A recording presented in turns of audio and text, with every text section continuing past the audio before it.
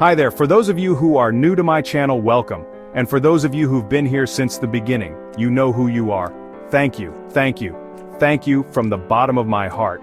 You are the wind beneath my wings. I want to thank you for supporting my channel, for sharing it with your friends, for telling your pets about it, for liking and subscribing. I know I sound like a broken record, but it's because of you that we get to keep doing what we love, making psychology accessible to everyone.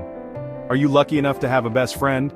Or at least have known what a deep, trusting friendship feels like? You know what I'm talking about, right? That person you could call at 3 in the morning just to talk about nothing.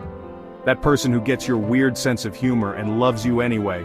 Finding a true and loving friendship, the one that makes you feel happy, safe, and secure, is so rare and special that when we do, we can't help but wish that it would last forever.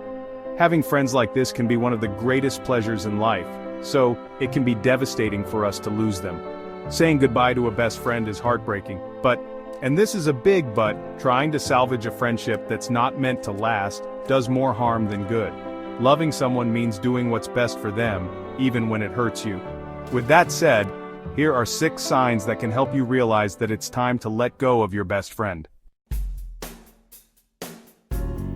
The first sign that a friendship might be ending is that you're second-guessing it. Now, you might not even want to admit this to yourself. It's like admitting you love oat milk lattes more than your best friend. But deep down, you're questioning the point of the friendship. Why are you even trying to hang on? Has it just run its course? It's like, you've both changed so much that it's almost as if you're completely different people now. You don't see eye to eye on anything anymore. You no longer have anything in common, and honestly, you don't even know what to talk about. Remember those days when you could talk for hours on end and not even notice the time flying by? Yeah, me neither. Just kidding. But seriously, those were good times, those easygoing, fun, laugh-a-minute conversations. Now, they feel awkward and forced, like trying to fit into your jeans from high school. And you know what else? Everything you used to love doing with them, you've seemed to stop enjoying altogether. It's like your inner child is saying, this isn't fun anymore. Look, I get it. No matter how much you want to hold on to the past and the way things used to be between you two, you know in your heart that everything's just too different now. Another common reason why friendships end is because people tend to, dare I say it, grow apart over time. You and your best friend have both gone on your separate ways, but you're still holding on and pretending like you haven't. You're both in denial. You still see them as your best friend, even if you haven't kept in touch or talked to them in ages. You barely see each other anymore, and neither of you make any effort to get together. It's like you're both stuck in a game of friendship limbo. You might want to pretend as if this is normal, especially if you're either busy or live far apart from one another. Oh, you know, life gets in the way, you tell yourself. At some point, though, it will all start sounding like empty excuses to you. Let's face it, folks, we all have plans and goals that we want to achieve in our lives, and sometimes pursuing them can mean, as hard as it is, letting certain people go.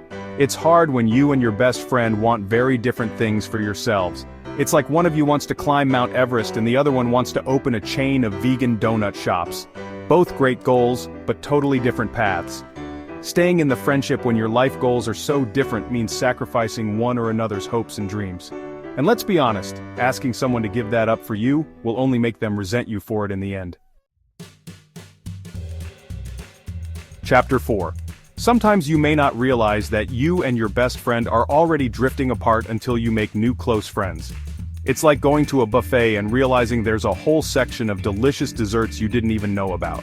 When being with people other than your bestie feels more compatible and comfortable, that's already a clear sign that it's time to let go, or at least accept that the friendship isn't what it was and the status of best friend has dropped a few notches.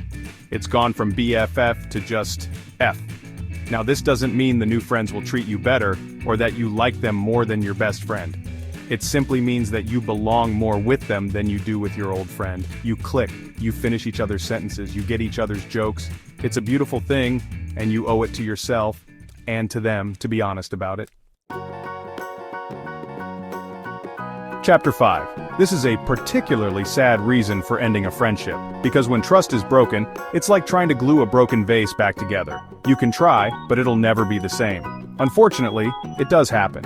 Trust is, after all, the foundation of any healthy relationship. Without it, things can never move forward or get better between you and your best friend. Maybe you've just had one fight too many, or you've said some things to each other that can't be taken back. Words can hurt people. Either way, there's been too much hurt to save the friendship. According to a 2006 study by Collins and Van Dulman, although repeated forgiveness and moving on is an option, the best thing you can do at that point is to start over and find peace with someone else. Chapter 6. Finally, if you feel that the effort to keep the friendship alive is virtually one-sided with you being the load bearer, then it might be time to end things with this person. It's like trying to win a three-legged race when you're the only one running. As much as it hurts to be rejected, especially by someone you've considered to be your closest and dearest friend, trying to force them to change their mind is still wrong.